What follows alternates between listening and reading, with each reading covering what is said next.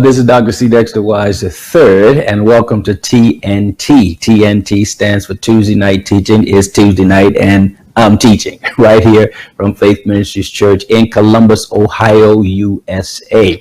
So whether you're joining us from across the street, across the city, across the country, across the continent, across the oceans, or in another galaxy, we're glad to have you with us today. This is a great time for you to share with your family, friends, loved ones, church members. Let them know that TNT is on the air and they can come and watch it right where you're watching it, or they can find it on Facebook, YouTube, or our faithministries.church/watch. But if you found it, send them to wherever you found it, and we'll all be together.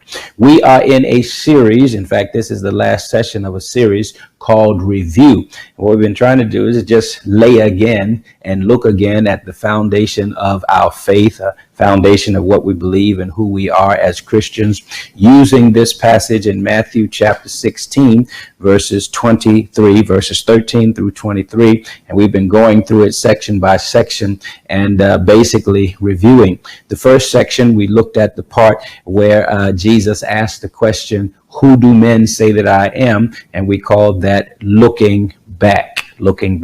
The next week, we went further into the passage which says, "But who do you say that I am?" And then we called that look again.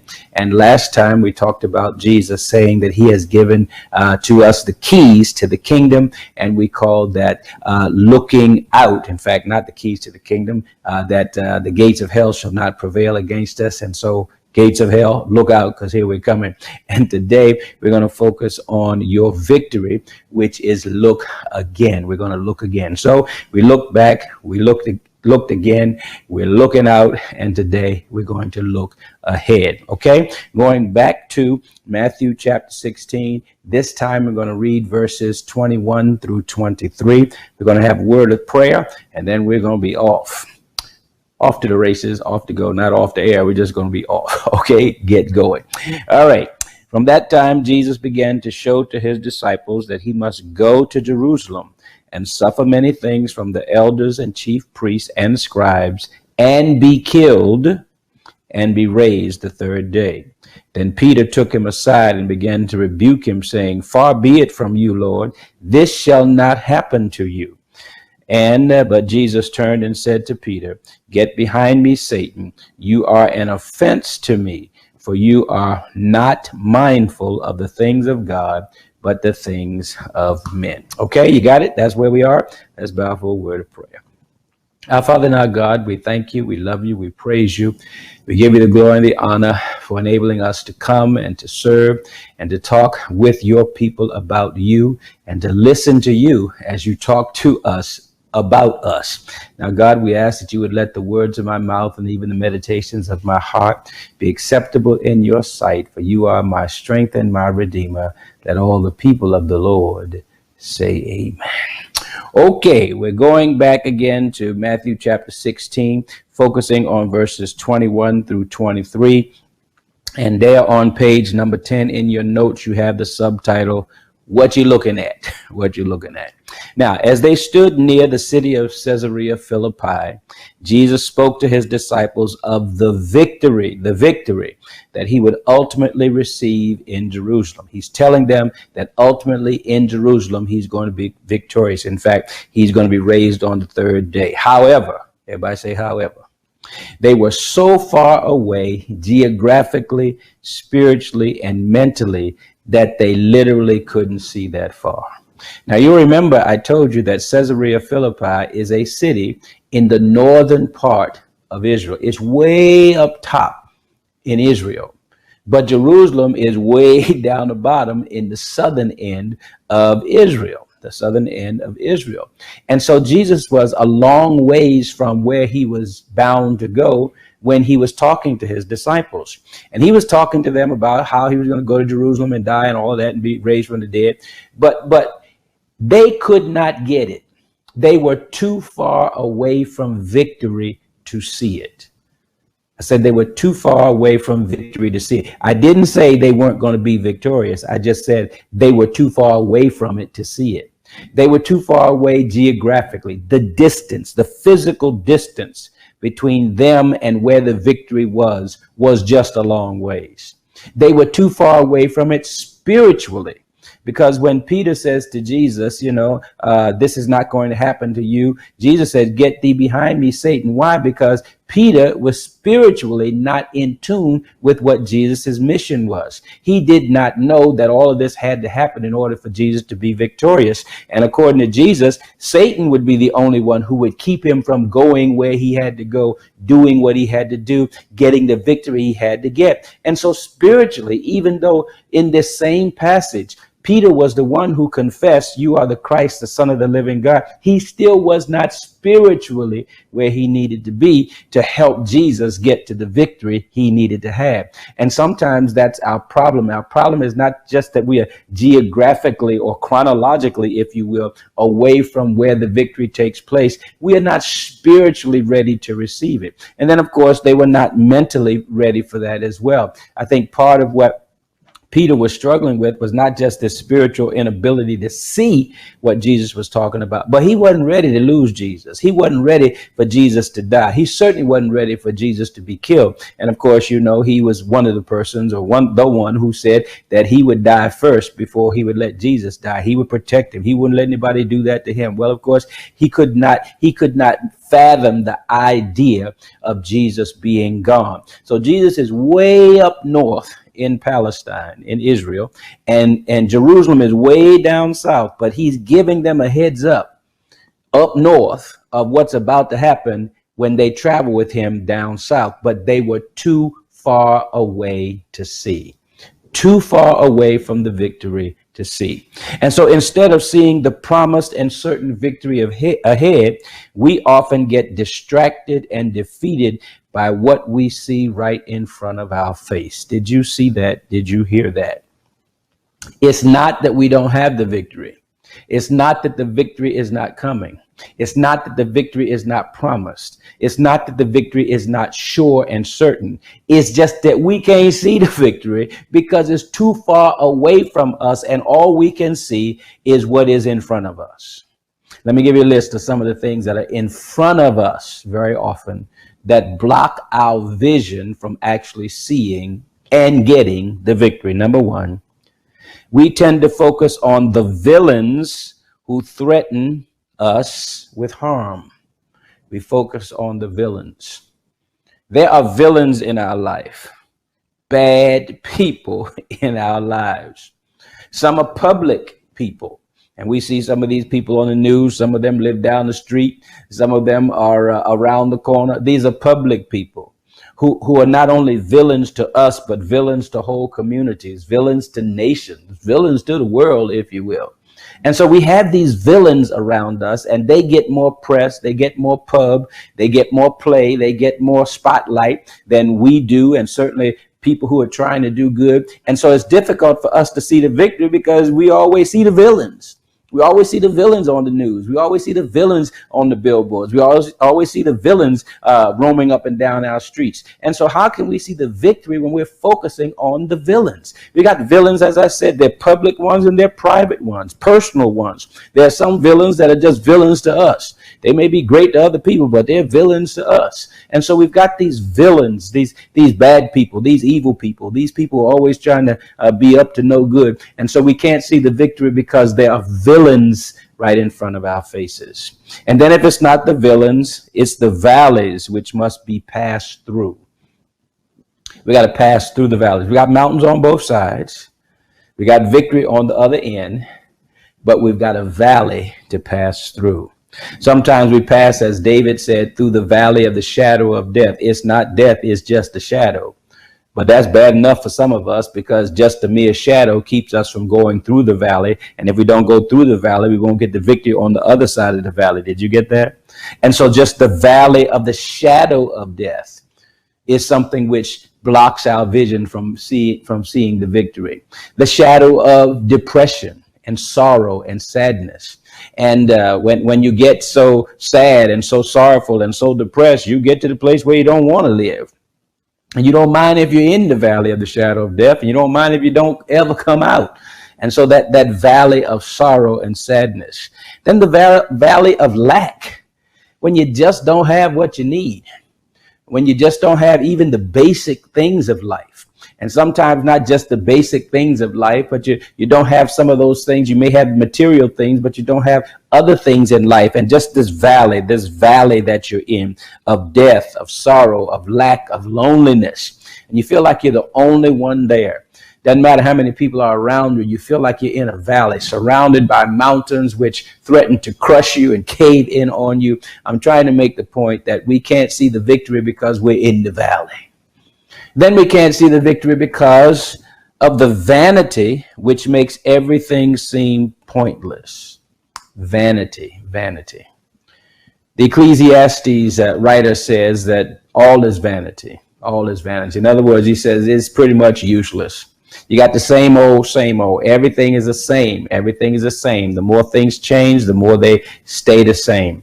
And so it's like, what's the point of doing anything if everything's going to end up like it did yesterday? What's the point in starting all over today? We find ourselves in repetitious cycles. You know, you get up in the morning, you wash yourself up, you eat your clothes, you put on your clothes, you eat your breakfast, you get in your car, you go to work, or you go downstairs to the computer, and then you come home, you eat, and then go to sleep, and then get up. It's just a repetitious, monotonous. And then if it's not repetitious, it's circular. It seems like you just keep going round and round in a circle and never getting anywhere. It's repetitious. It's cyclical. It's a circle. And then it's fruitless. You wouldn't mind it repeating if it ended up bearing fruit, but it seems like we're doing the same thing over and over and over again and not bearing any fruit. And so we focus on the villains, we focus on the valleys, we focus on the vanity. It seems like it's pointless cycles that we go through and never have any fruit to pay for it or to prove that it's worth the point. And then you have number 4, variables. Variables which cause the outcome to be uncertain. So if we knew that life was like arithmetic, when you add 1 and 1, you always get 2. 1 and 1 always is 2. That's just the way 1 and 1 work when they're together. But life is not like that. Life is not so certain. Things don't always come out just like you add them up or as you plan. We have people in our lives who are uncertain. We have our money that comes and goes. That's uncertain. We have time. We don't know how much time we have. That's uncertain. We have talents and gifts. Are we going to be able to do this? Do we have the skills to do this? Do we have the ability to do this? So much of our victory is dependent upon things that we do not control. And because we do not control them, that makes it difficult for us to see the victory because we're so focused on the variables. Number 5, victims. We focus on victims, which are examples of what we don't want to become. We almost can't live our lives because we don't want to be victimized. Everywhere we turn, we see a victim. We see somebody who has been overcome, somebody who's been overwhelmed, somebody who's been overrun, somebody who has been destroyed by something in life. It could be a villain that destroys them, but whatever it is, they are a victim. And so we look at them and say, that's what I don't want to be. I don't want to be a victim of crashes, of planes, trains, or cars, accidents. I don't want to be a victim of killings. I mean, not just being involved in gang warfare, but just drive-bys, standing on the side of the street, sitting on your porch. Don't want to be a victim of cancer. Don't want to have it. Don't want to get it. Don't want anybody in my family to get it. Don't want to be a victim of COVID. We've been dodging COVID for these last several months. As a matter of fact, some people have already had it and survived. And unfortunately, some have had it and did not survive. We see victims everywhere. And it's just like we're walking down the street trying to step over victims because we don't want that to happen to us. So we can't put all of our effort into being victorious because we're putting so much effort in trying not to be a victim in the process. Number 6. Here's something else that keeps us from seeing the victory. Voids, V-O-I-D-S. Voids which seem impossible to fill. We have holes in our lives. We have hurts in our lives which seem not to be able to be healed, which seem not to be able to be filled. We have things that we have gone through. We have things that we need to go through that it seems like we do not have the resources to be able to handle. And they're just great big holes, no matter how much money we pour into it, no matter how much time we give it, no matter how much effort we give to it, how much love we try to give to it. It just seems like it just sucks everything we have as if we had done nothing in the first place. And so these voids just take our energy. They take all that we have. And it's hard for us to see the victory because I'm just losing everything as I go toward the victory. These voids, these big holes in our lives. It comes when we lose people. It comes when we have an emptiness of spirit and purpose. All of these things come together to give us a sense of void in our lives. Number 7, we can't get to the victory because of the volume of so many things to be done. Have you ever just gotten up in the morning and thought about what you had to do that day, and then when you thought about it, you said, "Look, I'm going back to bed." It's not because you didn't have anything to do, but like, I can't do all that. I cannot do all that. You get stressed out because of the volume of what you have to do, of what you have to juggle, of what you have to handle, of who you got to talk with, of what you got to face, of where you got to go, of what you got to lift, what you got to fix. It's like, I can't do it. I can't do it. The mere volume. Not this task or that task, but the volume of so many tasks.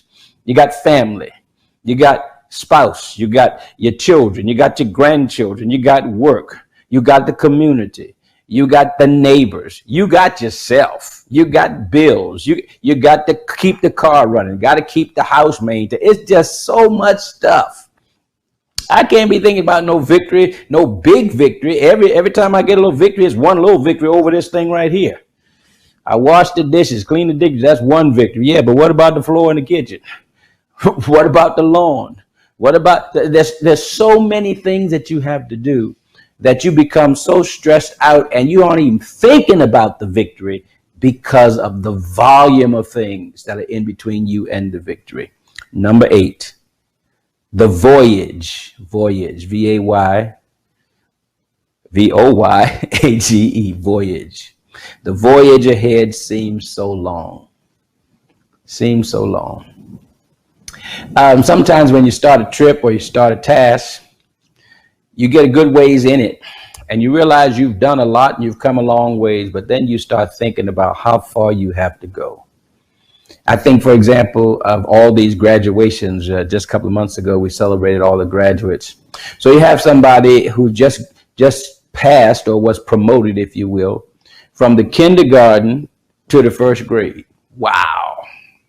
That's a major accomplishment. They've mastered preschool, they've completed kindergarten, and now they're in the first grade. That's great, but guess what? You got a long way to go, brother. You got a long way to go. Now you got to finish elementary school.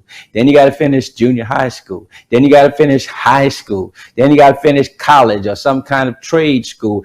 And then you got to live. Lord have mercy. You got a long ways to go.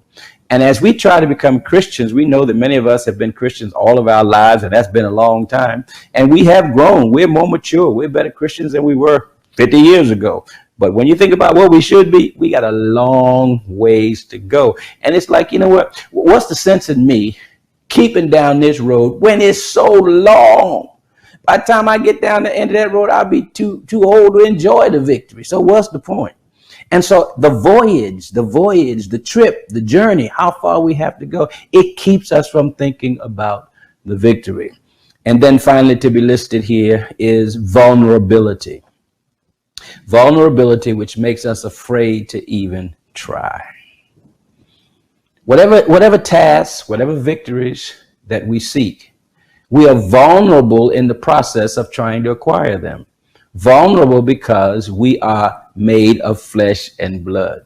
Vulnerable because of human frailty. Vulnerable because we are limited in who we are, what we have, what we possess, and what we can do. And so no matter what kind of victory we're trying to achieve, the mere vulnerabilities that we have make it difficult for us to achieve those victories because we're always worried about where we're vulnerable. where we can be hurt, where we can be hit, where we can make mistakes, where we're weak, vulnerabilities. So let me give you this list again. And what I'm doing is I'm trying to share with you that, like the disciples, even though we have been told point blank we're going to be victorious, we can't even see the victory because there are so many things blocking our sight that enables us or disables us, if you will, from seeing the victory. They are villains, number one. They are valleys, number two. It's vanity, number three. They are variables, number four. They are victims, number five. They are voids, number six. There is the volume, number seven. There is the voyage, number eight. And number nine, they are the vulnerabilities. Okay? So now, given all of that, how do we get to victory? What is the way to victory? Page number 11 says, victory must be kept in view. Wow. With all of these things that are in your way, you have to figure out a way to keep the victory in view. Even if you had to just put one eye on the villain and the other eye on the victory, even if you had to put one eye on the valleys and imagine the victory, you will not have the inspiration. You will not have the motivation. You will not have the energy. You will not have the oomph to get the victory if you can't keep your victory in view. Some people do it this way. They take, for example, if they're trying to get a new house, they cut out a picture of the house that they want to have or a house like they want to have, and they paste that picture on a mirror or paste that picture on a bulletin board or on the wall or on the refrigerator. And every time they go in the refrigerator to get some milk, they have to look at that picture. They have to see that picture. And that picture is what keeps them going. That's why sometimes people have pictures of their family on their desk or in their wallet or on their iPad, because they want to know that every time they look that way, this is why I go to work. This is why I get up in the morning. This is why I'm doing overtime, because I'm keeping the victory in view. So yes, these things that we've listed will block your vision, but don't let them make you get the victory out of your view. That is so very important. You have to see it. You have to see it. Even if you can't be it, you got to see it. But when you see it, you can be it. And keep that vision of whatever that victory is before you, whether you keep it in a picture, whether you keep it in a song, whether you keep it on a text, whether you see it in words, or however you do that, keep that victory in view. So it must be kept in view. So if that's the case, there must be the way to victory. There must be a way to victory. Now, here I am blocked by all of these things between me and victory. So what is the way to victory? It does not happen upon us. Instead, we must be willing to walk, run, and sometimes even fight to get it. It's not much of a victory if it's dumped in your lap. That's just a gift. A victory is something you have to fight for. Victory is something you have to work for. And so these things in life that are worth working for, that are worth struggling and striving for, they're not just going to come to you out the sky. You're going to have to work for them. And there is a path to victory. So if we look at this text that Jesus has here, that this text we have before us in the 16th chapter of Matthew, Jesus tells us very clear what the path is. Okay, look at this. The first thing is we have to go to the place of victory. That's Jerusalem. Go to the place of victory. In verse number 21, he says, from that time, Jesus began to show his disciples that he must go to Jerusalem. So now he's up in northern Palestine, but from that point on, he's talking to them about Jerusalem. I must go to a place. There is a place where this victory must be won. And if I don't go to this place, if I don't get to this place, I'm not going to win the victory, because that's where the victory is. And so many times we resist going to a place, even though that is the place where the victory is. That's why Jonah didn't want to go to Nineveh. That's where the victory was. That's why Moses didn't want to go to Egypt. That's where the victory was. That's why Esther didn't want to go to the palace and see the king, because that's where the victory was. And whenever you see this struggle Whenever you see this internal turmoil in the life of champions of God, it's often because they do not want to go to the place where the victory has to take place.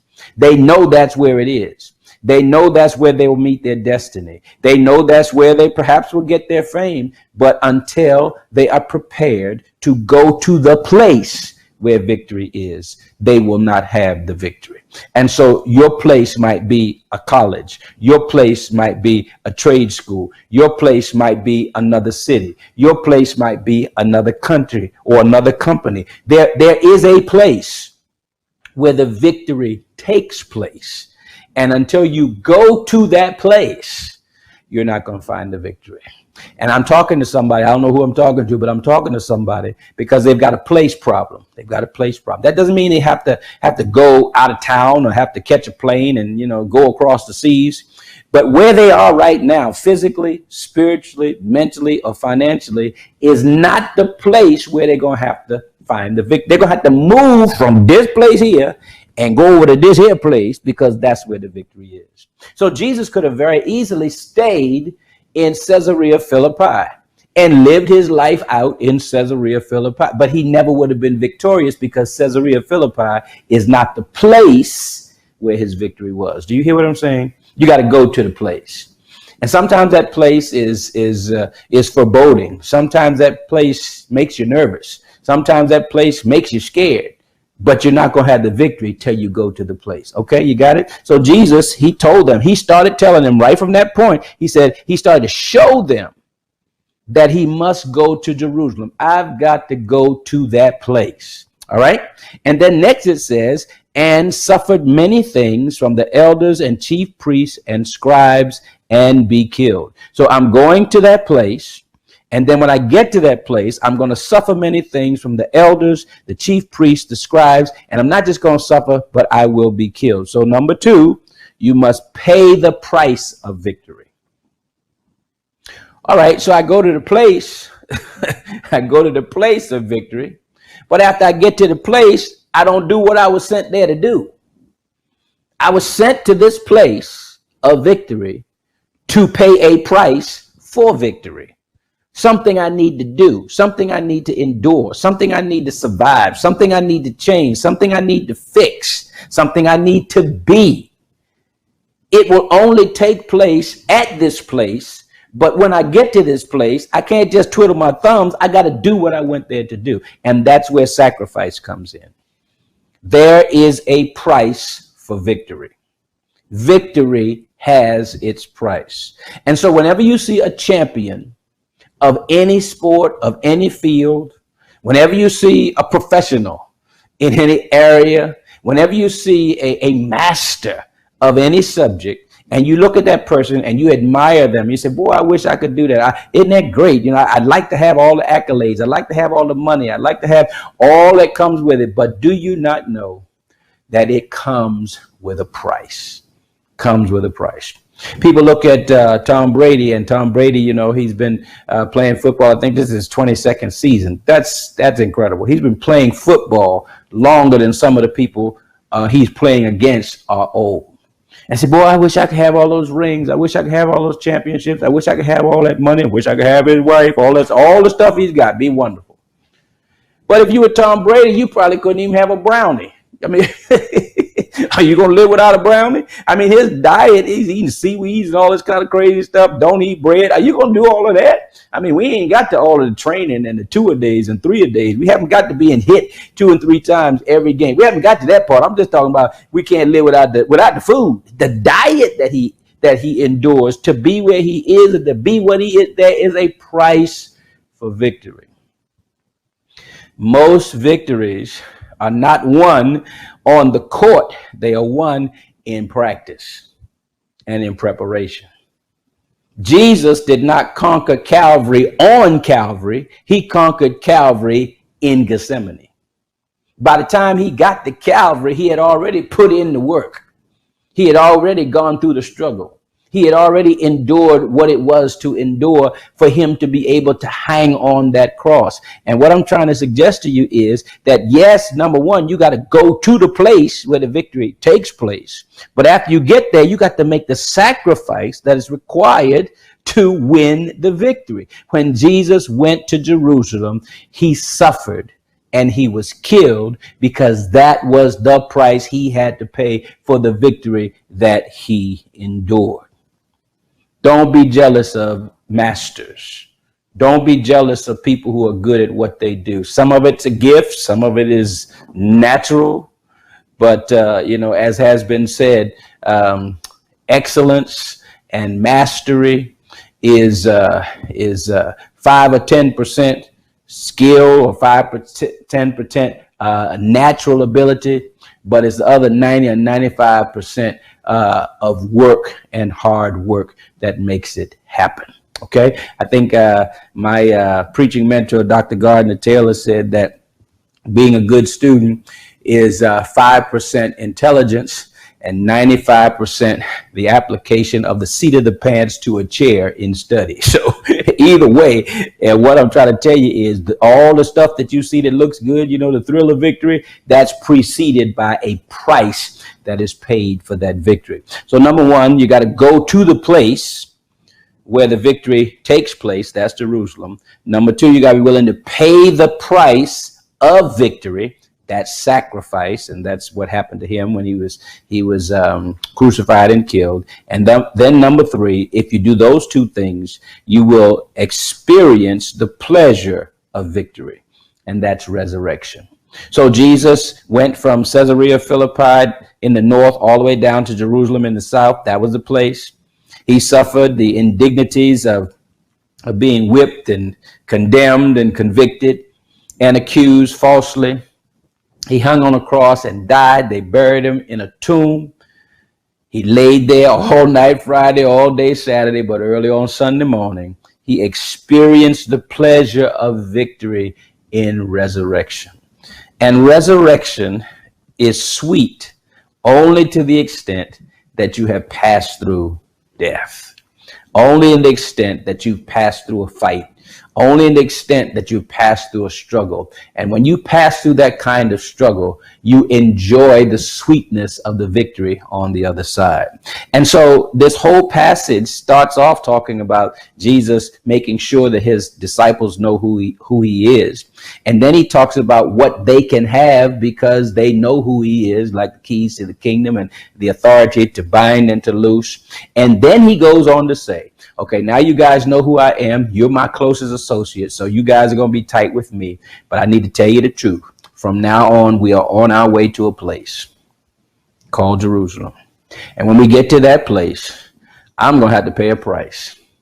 But after I pay that price, I'm going to enjoy the benefits of resurrection, and you will too. Okay, I have down here Hebrews chapter 12, verses 1 through 2, because I want you to see this whole process again that the writer of Hebrews lays out. He says, therefore, we also, since we are surrounded by so great a cloud of witnesses, number one, let us lay aside every weight, put the stuff down that's stopping us from getting to the victory, and the sin which so easily ensnares us. So not just the weight, but the sin that keeps us entangled. That's number one. Number two, after we lay aside the weight, we want to let us run with endurance the race that is set before us. So we got to run, but let's run our race. We can't be looking over to the next lane and looking back or thinking about tomorrow. We got to run the race that is set before us. I got to win this one before I can get to the next one. So let us run with endurance the race that is set before us, and ahead of us, looking unto Jesus, keeping that victory in view. The whole time I'm running, I'm looking at Jesus. I'm struggling. I'm tired. I'm weak. I'm sweating. I feel like quitting, but I'm looking unto Jesus. That's what keeps me running, looking unto Jesus. And who is he? He's the author and the finisher of our faith. And he showed us how to do this because for the joy that was set before him, as he was there being crucified, he wasn't looking at us, but he was looking at the joy that would come on the other side of the cross. And so because of that joy that he kept in his view, he endured the cross, he despised the shame, And now the victory is he sat down at the right hand of the throne of God. The whole message here is this: your victory is promised. Your victory is certain. Your victory is sure, but your victory does not come automatically. To get the victory, you've got to go to the place where the victory will take place, whether that's spiritually go, mentally go, financially go, geographically go. You got to go to that place. And then when you get to that place, you got to make a sacrifice to pay the price for that victory. Whatever those sacrifices are, you've got to be willing. If you want that victory, you got to pay that price. That's what it is. It's not a whole lot of haggling and negotiation. What this one's cost, you either pay it or you don't get it. So you pay the price for victory. And once you pay that price, once you survive the struggle, you will get to the place where you can experience the pleasure of victory in the resurrection. And I'm not just talking about the resurrection at the last day, but I'm talking about coming back after being defeated, coming back after being counted out, coming back after people saying that you're not going to make it and you never will. Coming back, you'll enjoy the pleasure of victory with that kind of resurrection. Okay, that's enough for tonight. That's this whole series review. Next week, we're going to start a whole nother series. I'll tell you about that when we get to it. But for now, I'm going to step away. Don't you go nowhere. I hope you've been taking some notes and writing down some questions, because I'm going to answer your questions as God gives me strength right after this. So don't forget, type in your questions in the comment section of YouTube or Facebook or whatever platform you're watching on, and I'll be right back in just a few to answer your questions.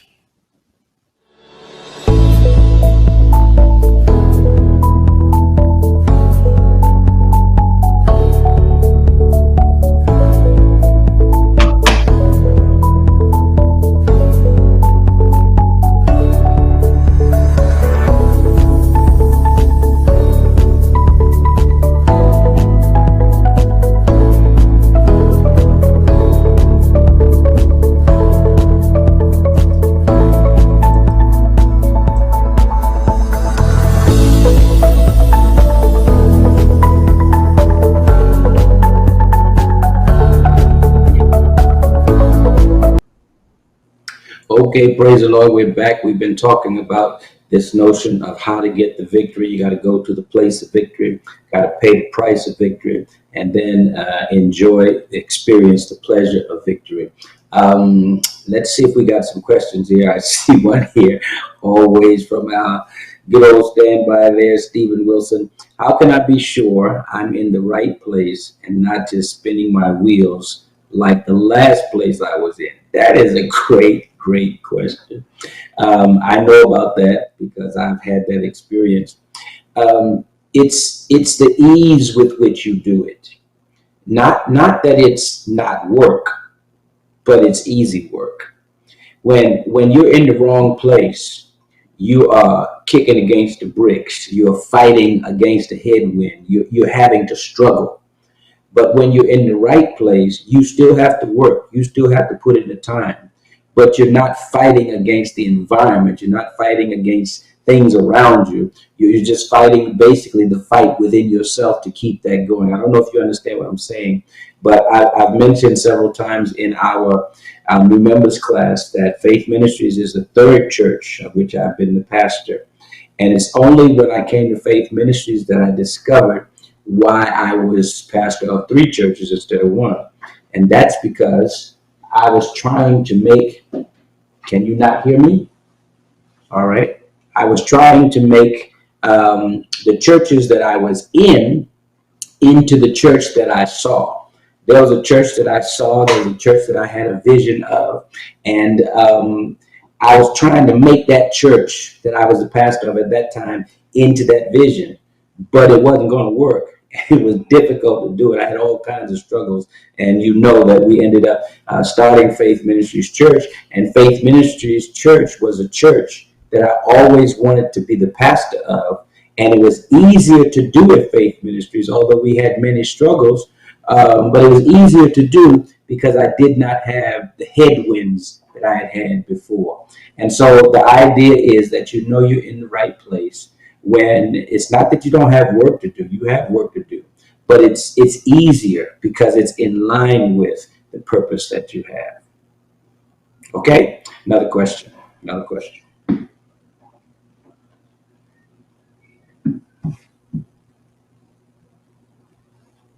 Who else has a question? Who else has a question? All right, no questions so far. Let's see. Does anybody have a question about this notion of the way to victory? Have a question of the fact that it's not that you don't have a certain victory, but it's the idea that you have these things that are blocking your vision and keep it difficult from you seeing it. Any questions?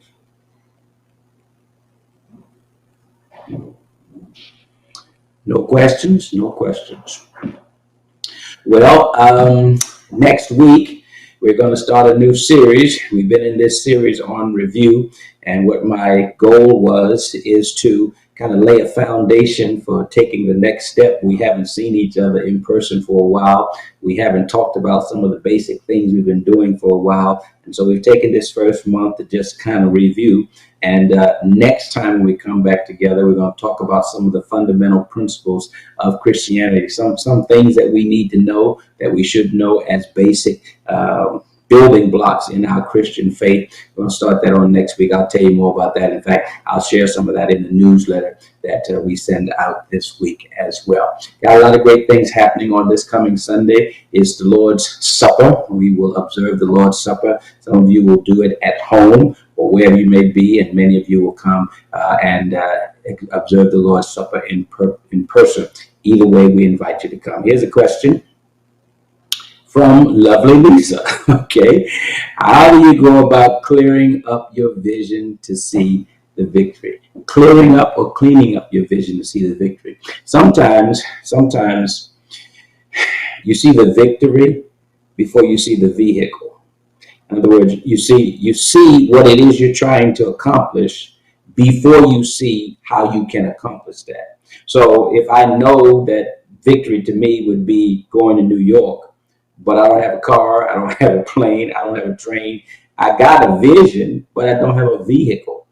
And what happens to us many times in life is the journey toward the victory is a process of focusing in on the vehicle that will get us there.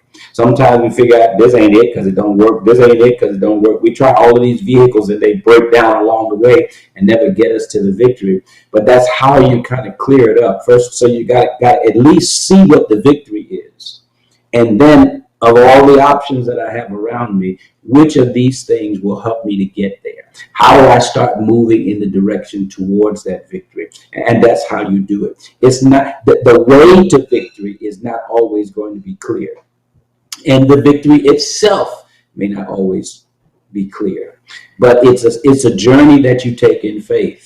And sometimes you take it one step at a time. Sometimes you take it one journey at a time. Sometimes you take it one city at a time, 1 year at a time, one process or one phase at a time. But you always keep in mind where I am going. How you get there is not always clear. The vehicle is not always clear.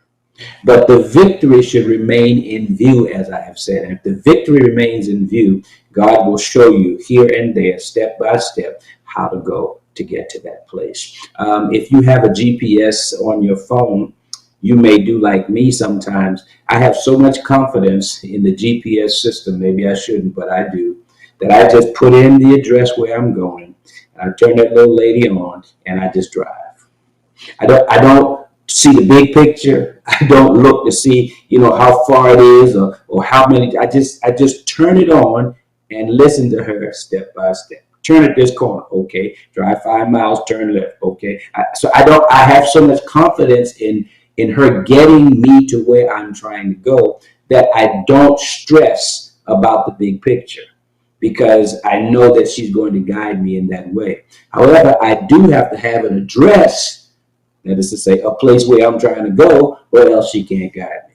So you do need the vision of the victory, but you need a vehicle in order to get there. And as you go through the process, it begins to become clear in your life. Okay, Linda, glad to hear from you. Should we fast to see the victory? Well, you can fast to see the victory. You can fast and pray to see the victory, but it's not automatic that if I just stop eating, I'm going to see the victory. Notice that fasting is always coupled with praying. Fast and pray. And you'll hear people say pray, but you hardly ever hear people just say fast. They say fast and pray, because the fasting takes your mind off of your physical so that you can focus on the spiritual, and that's where the prayer is. So you can see the victory and come clear to the victory, not just by fasting, but by praying and talking to God, seeking God in the process of that. So yes, fast, but don't fast without praying, because the two of them can get you closer, clarification, help you to hear a little bit clearer, and be a little more confident about what you're doing. But again, that's not an automatic process. That too takes time, and it takes step by step waiting on God. Sometimes God will give you direction to just take this turn, and you won't hear anything from God for the next week, but you just keep on going until you hear something else again. Thanks, Linda. Always glad to hear from you. Who else has a question? I was closing out. Now y'all come on with the questions. That's what happens all the time. Miss Roxanne, there are so many roadblocks to victory. How to tackle with prayer, I guess. Or you have to tackle them with prayer, I guess. Well, you tackle them with prayer, but as you're praying, there are certain techniques, I guess, and there are certain things you have to do along with praying. You know, it's not enough to just, get on your knees and pray and say, Lord, help me, Lord, help me. There's some things. So each roadblock may have a different thing that you need to do to get it out of the way. So how you would handle a villain may not be how you would handle a valley, and how you would handle a valley may not be how you would handle volume. So first of all, you figure out what is the roadblock. And then once you figure out the roadblock, then you begin to ask, how do I attack this roadblock so that it's no longer blocking my road? And you pray along the way. So you pray and ask God how to do it. You pray and ask God to help you to do it. You pray and ask God why you're doing it. And then you pray and thank God after you've done it. So prayer is not something you just do and leave. It's something that's throughout the whole process. But the block that you're trying to remove helps you to know what you have to do to get rid of it. You don't remove all blocks the same way, because all blocks are different. And the approach that you have for different blocks changes with the block. But the fact of the matter is that you're going to have to pray about it either way. That part is absolutely right. Who else has a question?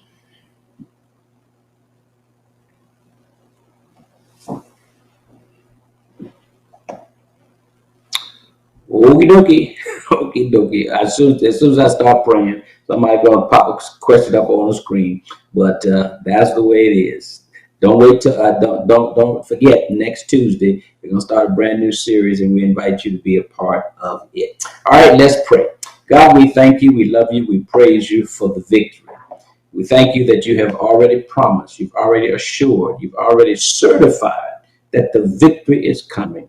We just pray, God, that we might be able to go to the place of victory, that we might be willing to pay the price of victory, and then live long enough to experience the joy of victory. We love you and we praise you. In Jesus' name we pray, and for his sake, amen.